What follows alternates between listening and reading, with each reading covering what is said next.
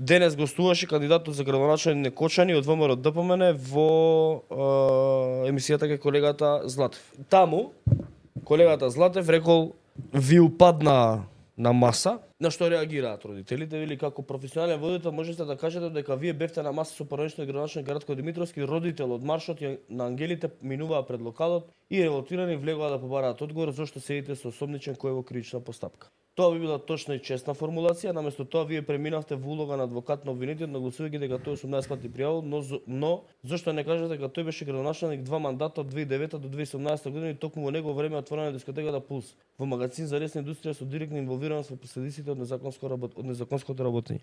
На сето тоа се стават и во улога на јавен обвинител и случајот го класифицирате како несреќа. Тоа не е несреќа, тоа е злосторство со последици. Да ви доцираме за понатаму да не правите вакви лапсузи. Во обвинителниот так јасно стои тешки дела против општа сигурност по која настапува смрт, член 292 став 2 во врска со член 288 став 3 од Кривичниот закон. Многу ниско од ваша страна. Информирајте се пред да зборувате, бидете номинар, а не адвокат на обвинетите. Велат до кандидатот за градоначалник и родител на повредено дете Владко Крозданов. Уште еднаш да напоменеме, нас приватни средби не интересираат, на вашата средба ви упаднавме не поради тоа што ја класифицирате како политичка, туку затоа што беше незаконска средба помеѓу оштетен и обвинет. А вие Владко се слушате ли што зборувате? Како родител на повредено дете и нашето граѓани, ако навистина сте ги следили нашите маршови за правда, ќе знаете дека постојано нагласуваме дека виновни се сите кои со своето постапување или не постапување придонеле за незаконско работење на дискотеката Пулс од нејзиното отварање во 2012 година па се до трагичниот 16.3.25 без разлика од која политичка партија се. Престанете со вмешување на политика во нашата болка.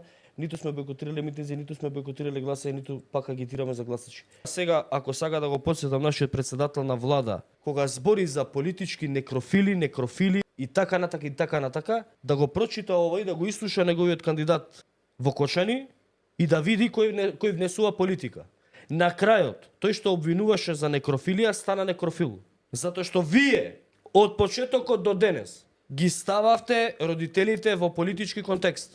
Трагедијата ја стававте во контекст на терање на дневна политика. А по однос на Ратко, ова од десно кон лево, Ратко е втор. Тој е бивш градоначалник на Кочани, собственик на Европа 92, човек у чие што време е отворена Пулс. Фотографијата е направена во дискотеката Пулс. После митинг на ВМРО ДПМН во Кочани. Овие се сите од ВМРО. На 5.3.2013. После победа на ВМРО Кочани. Да. Вака, да се разбереме.